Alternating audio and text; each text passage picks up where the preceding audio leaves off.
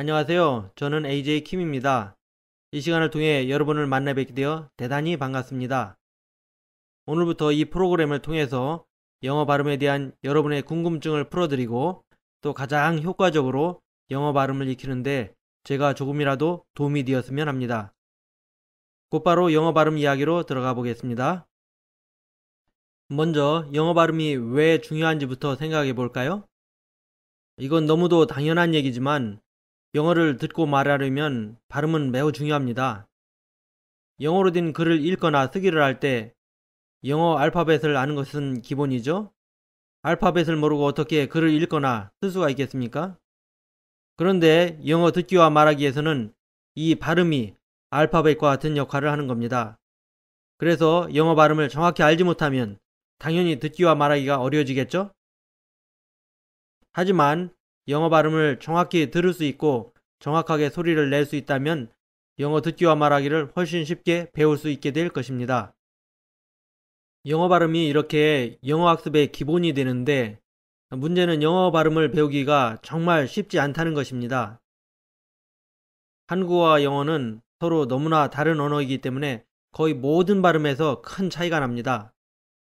그런데 우리가 아무리 반복해서 영어를 들어도 그런 발음 차이가 거의 들리지 않고 어떻게 차이가 나는지 알기도 어렵습니다.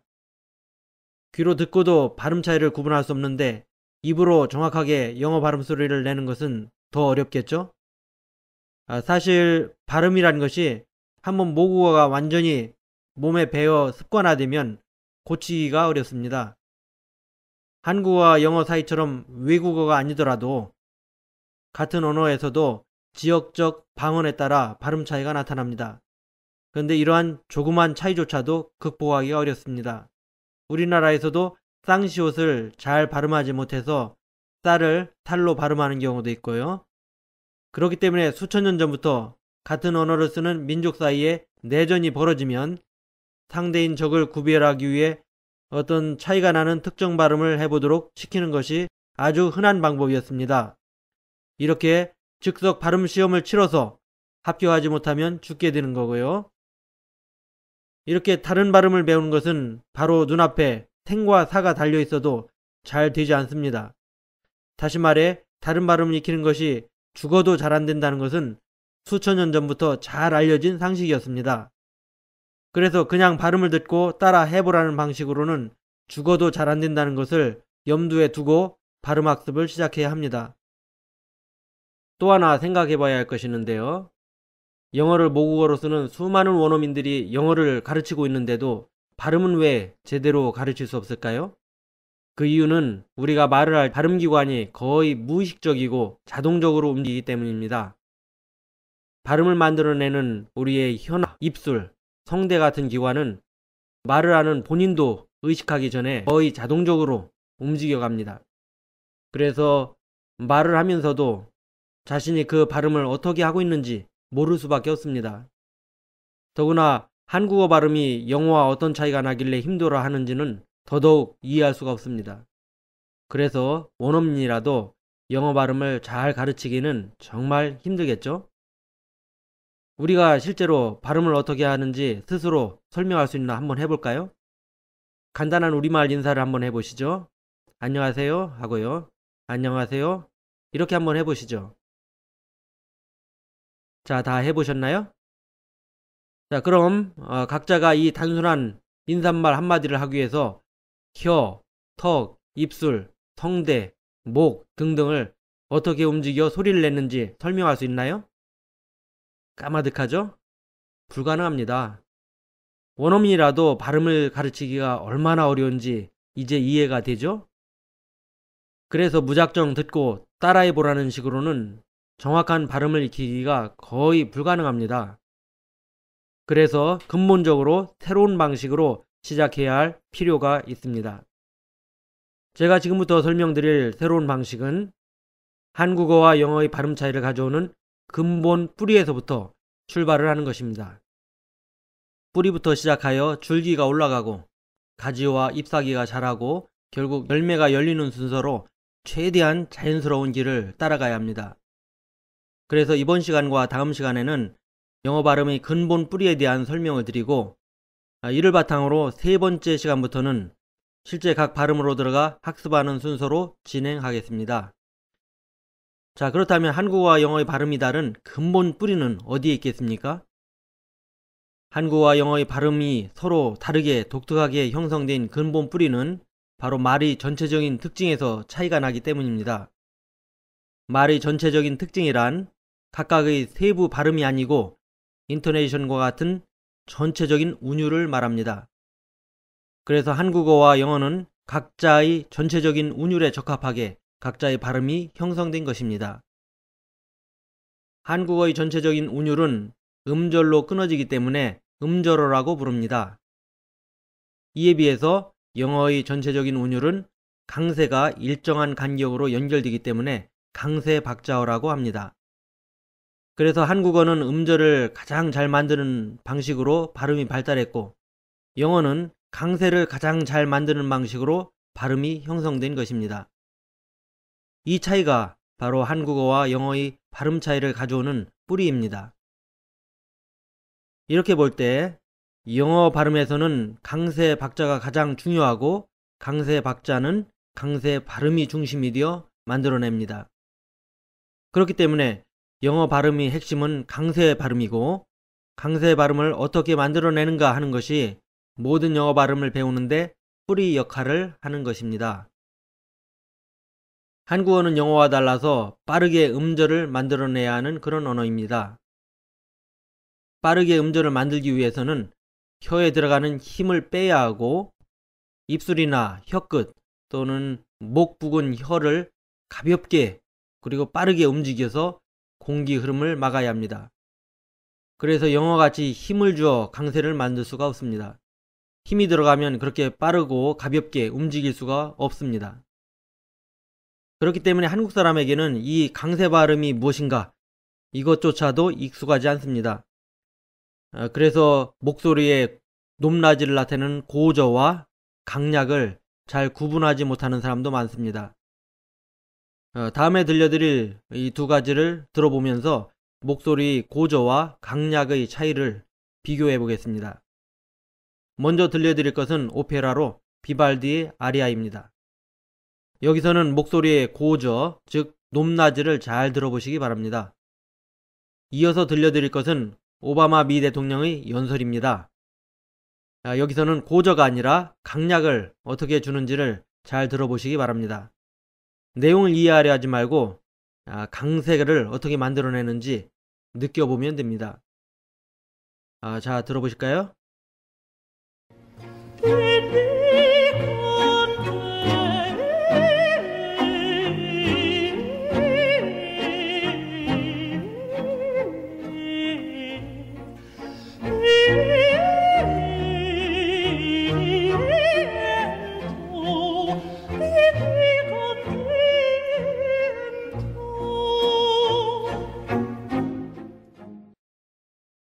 I've said it before, I'll say it again. I'm willing to work with anybody. I am eager to work with anybody, Democrat or Republican, House or Senate members, on any idea that will grow our economy, create new jobs, strengthen the middle class, and get our fiscal house in order for the long term.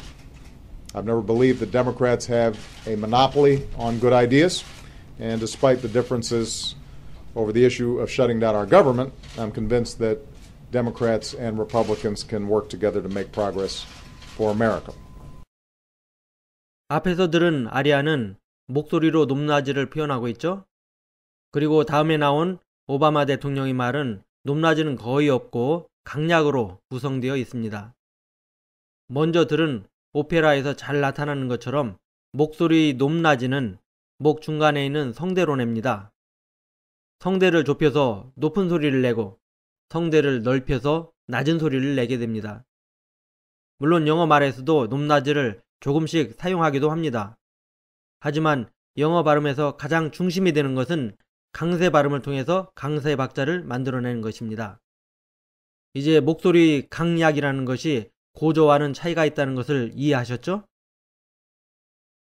영어 발음의 핵심은 강세 발음이고, 강세 발음을 어떻게 만들어내는가 하는 것이 모든 영어 발음을 배우는데 뿌리 역할을 한다고 말씀을 드렸는데, 이제 영어에서 그 강세 발음을 어떻게 만들어내는지 뿌리를 한번 캐보겠습니다. 영어에서 강세 발음을 만드는 중추적인 역할은 의외로 혀의 옆날이 합니다. 한국어에서 가장 사용하지 않는 부분이 이 혀의 옆날인데 영어에서는 이 혀의 옆날을 이용하여 강세 발음을 만들어냅니다. 그래서 우리 한국 사람에게는 혀의 옆날을 사용한다는 것이 정말 의외로 받아들여질 수 있습니다. 하지만 앞으로 영어 발음을 좀 더 익혀가면 혀의 옆날을 활용하여 강세 발음을 내는 것이 영어 발음의 시작이자 끝이구나 하고 쉽게 느끼게 될 것입니다. 영어 강세 발음을 낼 때 혀의 옆날을 어떻게 사용하는가 궁금하시죠? 바로 혀 중간 부분부터 뒷부분까지 혀의 양쪽 옆날에 힘을 주어 윗 어금니 쪽으로 올려서 강세 발음을 만들어냅니다. 혀 끝이 아니고 혀 중간부터 뒷부분까지 양쪽 옆날을 윗 어금니 쪽으로 올려서 강세 발음을 만들어냅니다. 한국어에서는 주로 맨 앞에 있는 혀 끝과 혀의 맨 안쪽 부분만 활용하여 발음을 하고 혀의 중간 부분은 잘 활용하지 않습니다. 그런데 영어에서는 한국에서 잘 사용하지 않는 이 혀의 중간 부분과 뒷부분의 옆날을 활용하여 강세 발음을 만들어내는 겁니다. 앞으로 하나하나 설명을 드리겠지만 영어의 모든 발음은 혀의 양쪽 옆날을 올리는 강세 발음에서 시작되고 이것으로 모두 설명이 가능합니다.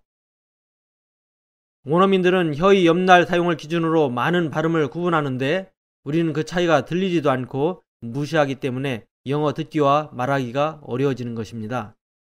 그래서 여기서 영어 듣기와 말하기 학습의 엇박자가 시작되는 것입니다. 그런데 이런 질문이 떠오를 수 있습니다.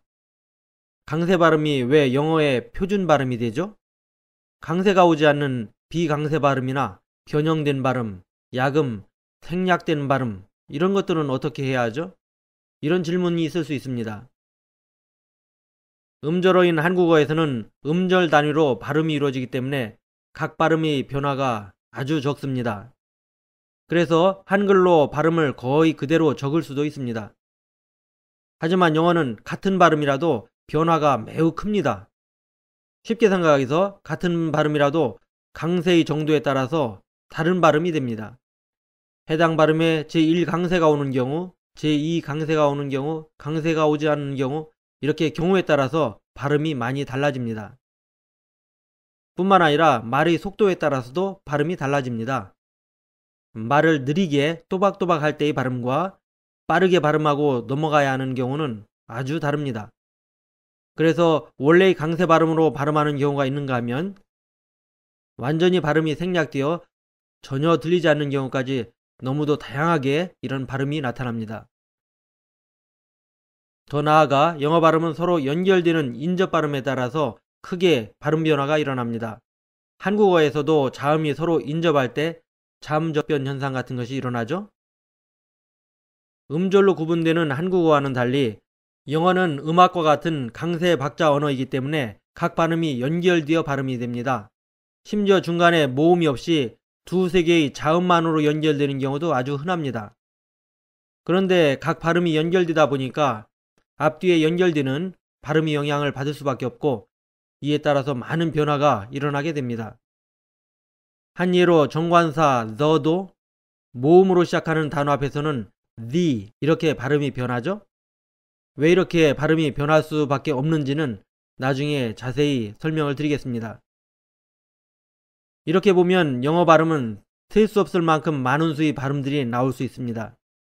이것을 각각 별개로 학습하려고 한다는 것은 그래서 불가능합니다. T 발음으로 몇 가지 예를 들어볼까요? 먼저 탑 이 단어에서는 강세 발음인 T 발음이 나죠. today 이 발음에서는 약한 T 발음이 나고요. little 여기서는 D와 비슷한 발음이 되고요. writer 여기에서는 약한 R 발음과 비슷하게 변하기도 합니다. 그리고 빠른 말이 연결 시에는 이 T 발음이 완전히 생략되어 전혀 들리지 않는 경우도 많이 있습니다. 이렇게 T 발음 하나만 봐도 영어 발음은 상황에 따라 다양하게 변하는 것을 알 수 있습니다. 이렇게 다양하게 변화되는 발음을 각각 별개로 습득할 수밖에 없다면 누구도 습득하기 어려울 겁니다. 특히 모든 것이 미숙한 신생아들이 태어나서 이 발음들을 어떻게 습득해 나갈 수 있겠어요? 거의 불가능하죠? 그래서 당연한 말이지만 신생아가 습득하지 못하는 언어는 지구상에 존재할 수가 없습니다. 아이들이 자연적으로 배울 수 있는 것이 영어 발음이라면 여기에는 분명히 자연스럽게 그리고 필연적으로 연결되는 습득의 원리가 있을 겁니다. 영어 원어민들은 왜 한 발음을 다양하게 변화시켜서 발음을 할까요? 분명한 것은 외국어로 영어를 배우는 우리들을 괴롭히기 위해서 일부러 그러는 것은 아닐 겁니다. 그보다는 이렇게 변화시켜야 강세박자라는 영어 운율에 맞추어 말하기가 가능하고 또 편안하게 말할 수 있기 때문일 것입니다. 불편하면 사라지고 편안한 방향으로 바뀌는 것이 언어입니다. 조금 전에 영어는 말의 강세 위치, 속도, 인접 발음과의 연결 등에 따라서 수없이 많은 수의 발음 변화가 나타난다고 말씀을 드렸습니다. 이것이 강세박자로 구성되는 영어 운율을 따라서 편안하게 말하기 위해 자연스럽게 변화되는 것이고요. 이러한 변화를 익히기 위해서는 변화하기 이전의 표준 발음부터 먼저 익히고 이것이 어떤 상황에서 자연스럽게 변화되는 것이구나 라는 것을 귀와 입으로 체득시켜 나가야 합니다. 그 변화가 편하고 자연스러우면 시키지 않아도 계속 그렇게 따라서 계속 그렇게 발음하게 됩니다. 우리가 운동을 배울 때도 그런 순서로 배워나가죠. 먼저 몸으로 표준이 되는 기본 동작부터 익히고 그 이후에 상황에 따라 변화하는 응용 동작을 익히는 순서로 이루어집니다. 처음부터 응용 동작부터 익히는 사람은 높은 수준까지 발전하기 어렵습니다. 이것은 영어 발음을 익힐 때도 마찬가지로 적용됩니다. 기본이 되는 표준 발음부터 익히고 이것이 상황에 따라 이렇게 변화하는구나 하고 익혀가는 것입니다. 그런데 표준 발음이 무엇인지 모른다면 처음부터 막히게 되겠죠? 사실 영어 발음이 어려운 것은 표준 발음인 강세 발음을 정확히 익히지 못해서 일어나는 것이지 처음부터 그 변화하는 응용 발음에 대한 지식이 없어서 일어나는 것은 아닙니다. 영어 발음이 전체적인 특징인 강세 박자 운율을 익히고 그 핵심적인 뼈대인 강세음을 정확히 익힌다면 거기서 변화되는 발음은 가장 편안하고 자연스럽게 익힐 수가 있게 되는 것입니다. 오늘 첫 시간은 여기까지 하고요. 다음 시간에는 영어 발음에서 뿌리가 된다고 말씀드렸던 혀의 옆날을 사용하여 어떻게 강세 발음을 만들어내는지 그 원리를 구체적으로 알아보겠습니다. 감사합니다.